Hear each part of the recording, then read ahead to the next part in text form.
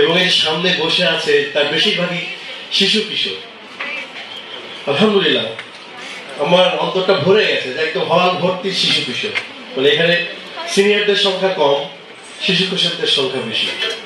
এবং কুমিল্লা এমনিতেই তো একটা শিল্প সাহিত্য এবং সংস্কৃত মনা একটা জেলা বাংলাদেশের মধ্যে, এবং স্পেশালি কুমিল্লা যেখানে অনেক মহাপ্রাণের জন্ম হয়েছে, মহাপ্রাণের পদধূলি পড়েছে, এমন এক শহর, এমন এক জেলা, এমন এক জনপদ।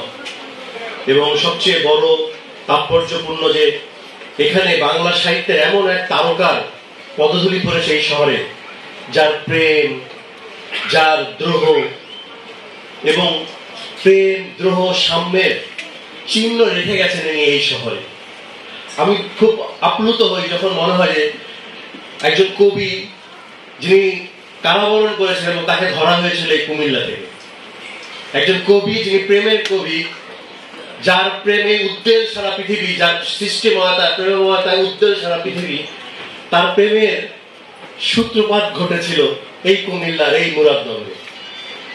এবং আজকে আমি মুরাদনগরের এই পথঘাট যে হাঁটছিলাম আর বারবার শিহরিত হচ্ছিলাম যে সেই মহাপ্রাণের ফুটে স্টেপের উপর দিয়ে পা দিয়ে দিয়ে আমি হেঁটে যাচ্ছি।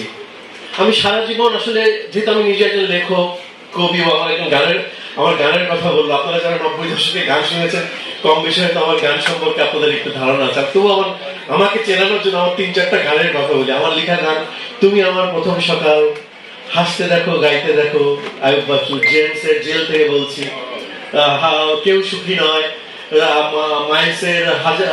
মাইলসের পলাশির প্রান্তর, সোলসের হাজার বর্ষারা, এরকম 300-400 গান আমার লেখা ছিল। আমি সেই জায়গা থেকে বলছি, সেই সৃষ্টিশীলতার আত্মা থেকে বলছি যে কবি নজরুল যে মাটি দিয়ে হেঁটে গেছেন, যেখানে তিনি প্রেমময়তা বোধ করেছেন, যার হৃদয়ের যে প্রেমের যে ধারা তৈরি হয়েছিল এবং সেটা যার কলমের ভিতর দিয়ে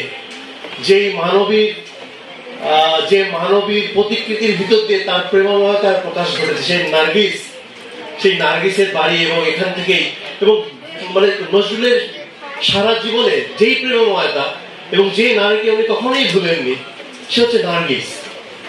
এবং এই যে তার একটা প্রেমের একটা মিলনের জায়গা, তার প্রেমের উন্মেষের জায়গা, বিশ্বাস করেন সারা পৃথিবীর অন্য কোনো যদি দেশ হতো এই কুমিল্লাকে আমার মনে হয় সোনা দিয়ে বাঁধিয়ে রাখতো।